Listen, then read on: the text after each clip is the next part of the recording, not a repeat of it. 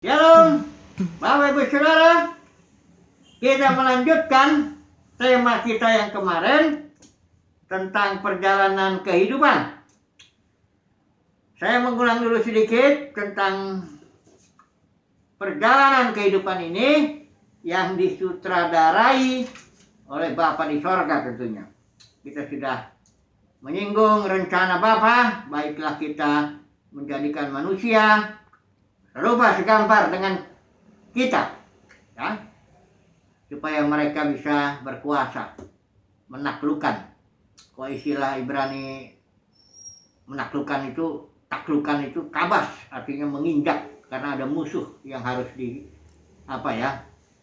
dikuasai, ya, harus ditaklukkan.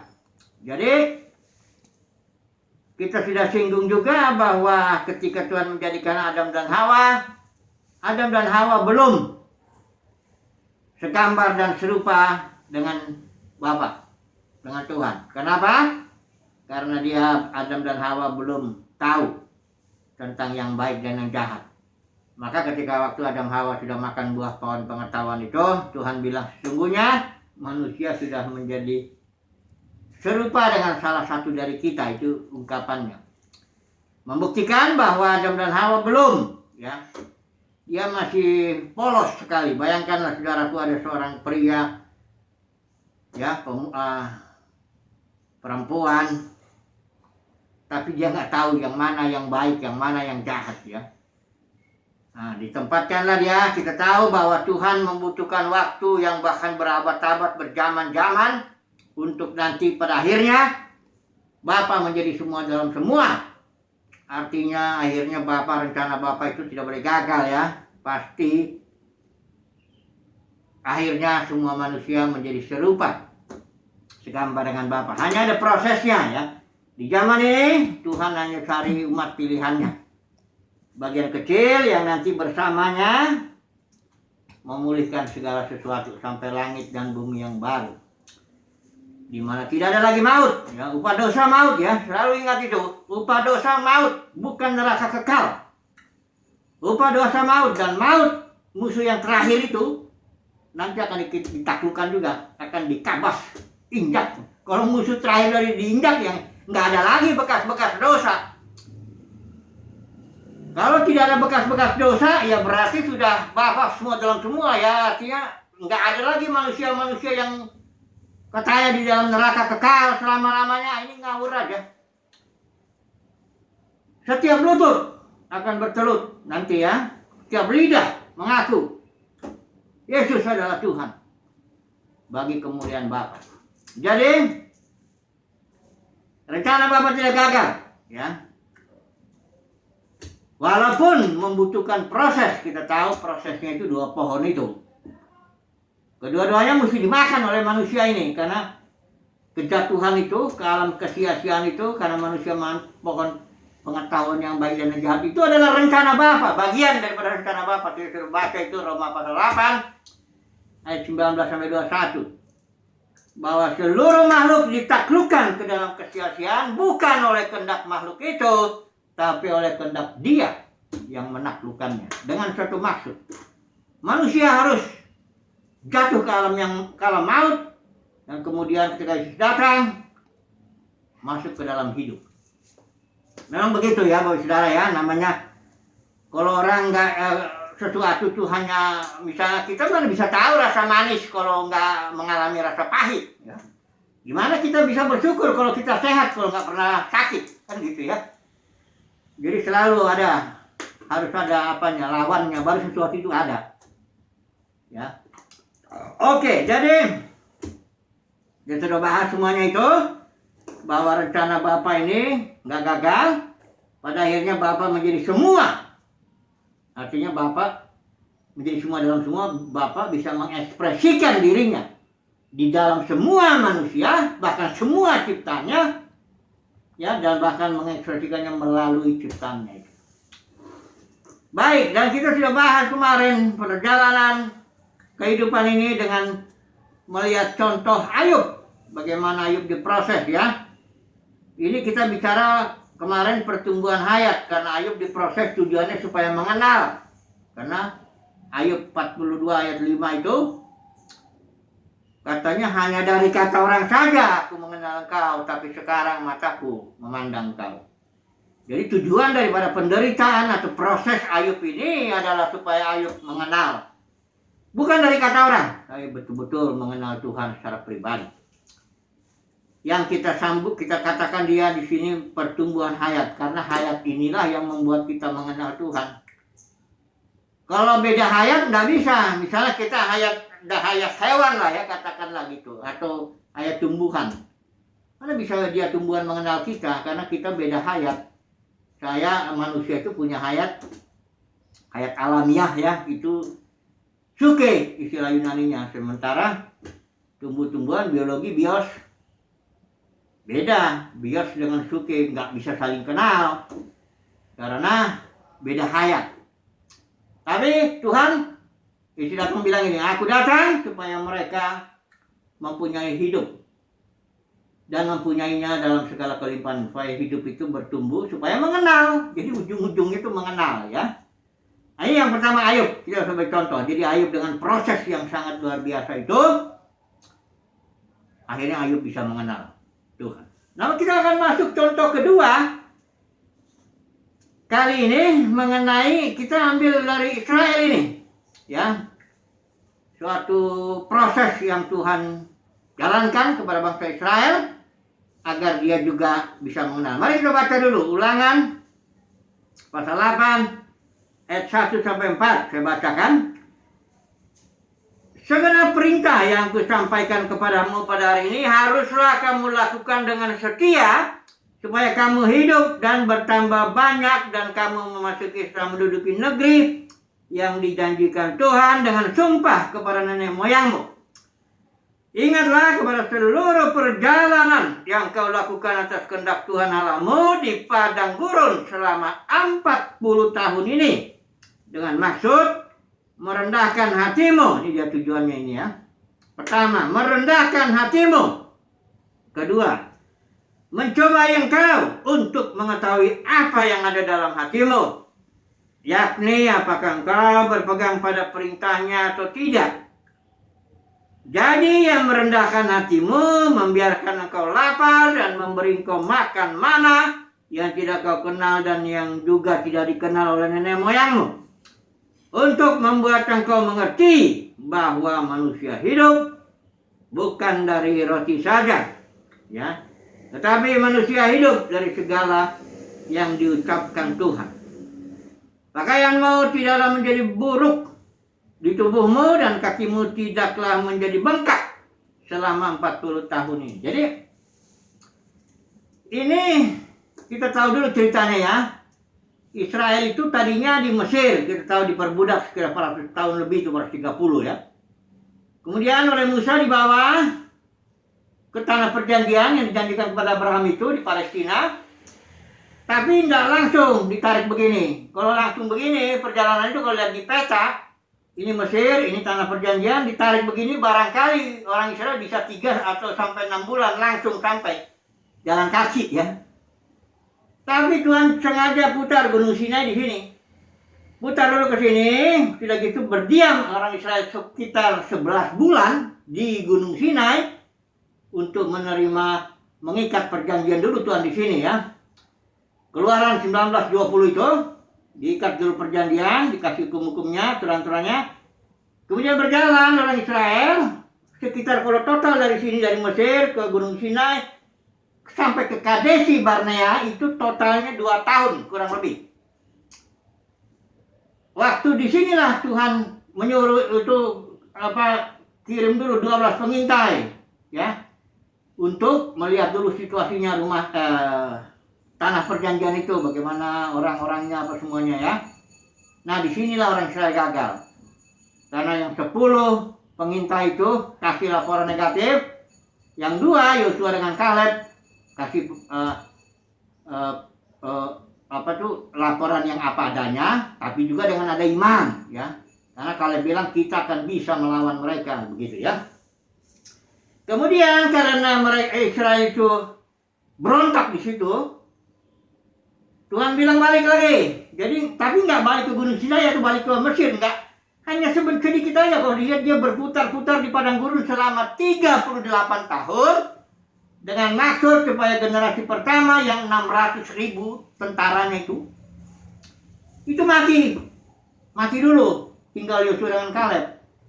Karena sudah divonis sama Tuhan ini. Dia bilang, barang siapa yang udah 10 kali berontak terhadap aku. Karena orang Israel ini suka bersungut-sungut, protes ini, protes itu, macam-macam lah. Waktu diproses itu di jalan, hanya 2 tahun aja sebenarnya, nggak lama. Barang siapa yang 10 kali sudah berontak padaku, ya mati. Ya benar, ternyata semuanya udah lewat dari 10 kali berontak sama Tuhan. Matilah dia. Ya. Kemudian lahirlah anak-anak di padang gurun ini selama 38, jadi total 40 tahun ya. 2 tahun tambah 38 jadi 40 tahun. Berputar-putarlah di sekitar Kadesi Barnea itu ya. Putar-putar di situ. Matilah semua. Nah, anak-anak yang lahir ini bangkit lagi. Angkatan ini kalau dihitung hampir-hampir sama juga jumlahnya. Ya.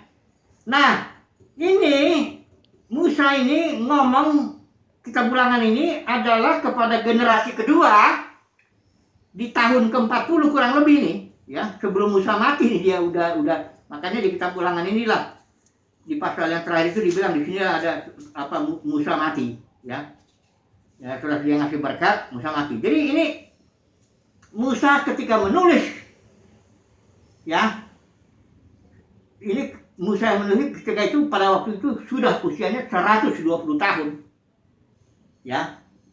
Maksud saya waktu nulisnya dia di situ ya, bukan waktu kitab Ulangan ini ditulis. Jadi ada istilahnya kalau kritik sejarah itu sejarah dalam teks dan sejarah dari teks itu. Jadi cobain aja lah. Pokoknya umur Musa 120 tahun dia menulis. Dia menasihati lah ini generasi kedua ini. Ya. Dia bilang selama 40 tahun ini engkau ada di padang gurun. Ya, dikatakan di sini Tuhan pelihara juga ya. Dikatakan di sini pakaianmu tidak menjadi buruk, kakimu tidak menjadi bengkak, ya. Pendeknya ya dipelihara lah. Tapi ada 2 tujuannya setidaknya dari pasal dari perikop ini yang kita baca. Apa maksud Tuhan generasi kedua ini diproses selama 40 tahun lah, katakan begitu ya, lahir juga ya di situ sih memang. Yang pertama dibilang, ingatlah ayat 2, ingatlah kepada seluruh perjalanan yang kau lakukan, ini perjalanan kehidupan ini ya, atas kehendak Tuhan, ya, di padang gurun selama 40 tahun ini dengan maksud 1, merendahkan hatimu. Nah, ini tujuan yang pertama, merendahkan hati. Kerendahan hati itu bukan berarti ngomongnya kelemar-kelemar ya, gaya-gayanya kayak apa, bukan itu. Kerendahan hati yang begitu yang dibuat-buat itu mah ada banyak orang bisa aja munafik ya, pura-pura lah, senyum-senyum lah, nggak karu-karuan. Nah, itu bukan itu yang dimaksud kerendahan hati. Kerendahan hati hanya bisa terjadi kalau seseorang mengalami proses Tuhan itu, proses padang gurun, proses direndahkan, dihantam dengan segala masalah, barangkali penyakit, problem rumah tangga, barangkali masalah keuangan, macam-macam. Selama jangka waktu masing-masing orang beda ya. Saudara dan saya masing-masing orang beda bentukannya karena kita kan beda semua. Kekerasannya beda, semuanya beda. Jadi cara Tuhan lah ya, cara Bapa di surga sebagai sutradara kehidupan kita, dia punya caranya, masing-masing beda. Baik bentuknya maupun lamanya semuanya beda. Tapi yang jelas, saudara dan saya sebagai anak Tuhan pasti diproses dengan tujuan nomor 1, merendahkan hati. Tidak ada orang yang lahir dengan rendah hati. Semuanya congkak. Mau bahasanya lembut kek, mau apa kek, semua congkak. Sombong ya. Ada yang sombongnya memang kelihatan dari gayanya pun, dari perkataannya pun kelihatan. Ada yang sombongnya nggak kelihatan, bisa disembunyikan. Tapi kerendahan hati yang sejati itu hanya terjadi kalau seseorang diproses di padang gurun, katakanlah begitu, oleh Tuhan sendiri. Jadi dan sejangka waktu setelah dia mengalami, maka dia menjadi rendah hati.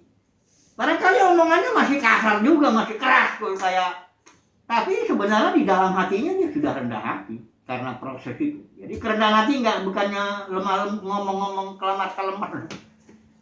Oke, inilah tujuannya, ya, proses itu. Karena dengan kerendahan hati lah baru kita bisa banyak ini pelajarannya. Orang yang rendah hati itulah yang bisa lemah lembut, rendah hati. Dia mengenal Yesus, kalau enggak bisa, ya. Jadi kerendahan hati inilah yang memimpin kita nanti, oh mengenal Tuhan itu begini rupanya. Oh Tuhan itu memang macam-macam dalam arti pengenalan yang sejati lah ya. Karena orang congkak nggak bisa kenal Tuhan. Ini satu ya, proses itu. Yang kedua, mencobai engkau untuk mengetahui apa yang ada dalam hatimu. Nah, penderitaan itu, proses itu untuk ngetes. Ini dalam hatimu sebenarnya apa ini, ya? Karena kalau tidak melalui proses penderitaan, enggak keluar yang di dalam hatinya itu. Orang itu kalau sudah ditekan, dibikin menderita, proses Tuhan itu keluarlah aslinya ya. Yang kadang-kadang ngamuk, bisa banting inilah, bisa macam-macam itu keluar semuanya dulu. Nah, baru Tuhan sembuhkan. Mengaku orang itulah, aku Tuhan begini ya. Setelah itu Tuhan sembuhkan. Tapi harus dikeluarin. Tuhan itu bukan jenis dokter yang nyembuhin penyakit, nggak dikasih tahu penyakitnya, nggak begitu. Ada dokter yang begitu kan? Penyakit saya apa dok? Pokoknya makan aja nih obatnya, katanya. Ya sebenarnya hak pasien untuk mengetahui penyakit dia, tapi ada juga yang tidak, dokter yang ya tidak terlalu terus terang lah, ya, agak samar-samar ngomongnya, sehingga membingungkan gitu loh. Kadang-kadang ya, nggak semua dokter begitu. Tapi Tuhan tidak gitu. Oh dia mau menyembuhkan kita, dikeluarin dulu, keluar dulu semua segala kebusukan ini, karena dalam hati inilah ya percabulan, pembunuhan, perdinahan, kata-kata kotor, kata-kata jorok, semua mesti keluar dulu. Bagaimana cara ngeluarinnya? Dengan proses itu. Penderitaan itu, proses padang gurun, disiplin. Dicobai, dites, ya, apakah engkau mendengarkan suaraku atau tidak, ya. Nah, setelah proses ini, barulah generasi kedua itu siap perang. Siap dia perang untuk mengambil warisannya, ya, generasi kedua. Walaupun nanti ada cerita itu kegagalan yang 2,5 suku itu ya, tapi kita nggak cerita dulu itulah. Tapi yang jelas, melalui proses padang gurun, Israel siap, generasi keduanya ya, untuk tempur di bawah kepemimpinan Yosua. Jadi, kembali dulu kita melihat mengenai perjalanan kehidupan ini. Kita tahu perjalanan ini tujuannya Bapa semua dalam semua. Kita bisa mengenal, menjadi serupa, segambar dengan Dia, supaya bisa menaklukkan segala sesuatu. Ini tujuan Bapa ini. Perjalanan kita itu bukan gak ada tujuan. Penderitaan kita ini selama ini bukan gak ada tujuannya. Itu jelas diatur Tuhan, jelas dipimpin Tuhan.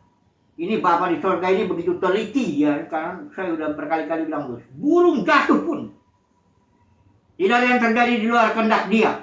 Rambut kepala kita pun, kalau yang belum botak ya, itu terhitung semuanya. Bapa itu atur lingkungan kita, atur masalah kita, atur orang-orang kita yang bagaimana yang akan menimpa kita, atur dompet kita, atur semuanya diatur detail sekali. Nah kita kalau kita melaluinya dengan rasa syukur, ya memang gak enak. Mana kitab Ibrani juga bilang, ketika hajaran itu datang tidak mendatangkan sukacita, duka cita, tapi kemudian dia damai, menghasilkan damai. Jadi makin hari di dalam ini makin damai kita. Makin tenang ya, nggak gelisah lagi, nggak takut, nggak khawatir, nggak bimbang. Itu cirinya Orang yang sudah melalui penderitaan padang gurun, cirinya itu dia damai. Bahkan di tengah persoalan, kayak Yesus itu, dia sudah lemah lembut, rendah hati, damai dia. Bukan tidak ada persoalan, damai di dalam persoalan itu. Itulah jenis hidup, itulah kehidupan yang mungkin kita jalani saat ini. Jangan harap tidak ada persoalan, tetap Tuhan membentuk kita, tapi di dalamnya makin hari makin damai. Makin damai, kita makin mengenal Tuhan itu ya. Ini dah. Kesimpulannya dia bagaimana? Kesimpulannya, karena ini proses padang gurun ini, kita ingatlah pelajaran gagal orang Israel itu, yang generasi pertamanya. Bersungut-sungut. Nah ini, protes. Kenapa begini Tuhan? Kenapa? Mana air? Mana? Jadi dalam proses pembentukan ini sangat penting kita percaya bahwa semua diatur oleh Bapa di sorga. Dan mari kita belajar. Ya minimal diam diri lah. Ya memang gak suka cita. Maksud saya itu menimbulkan duka cita jelas. Sedih. Ya ditimpa, malu. Ya dihajar lalu, direndahkan di depan orang. Malu kita. Tapi diamlah. Ya, jangan mengucapkan kata-kata pemberontakan begitu. Nanti kayak generasi pertama itu. Jadi belajarlah kita berdiam diri, tenanglah ya. Nanti ketika ada waktunya, Tuhan meninggikan kita. Kita mengenal, kita masuk ke dalam tujuan Tuhan itu. Puji Tuhan hari ini, itu dulu share, nanti kayaknya perlu disambung karena masih ada lagi contoh Abraham ya. Besok kita akan sambung lagi, share kita dengan contoh Abraham. Puji Tuhan, haleluya, amin.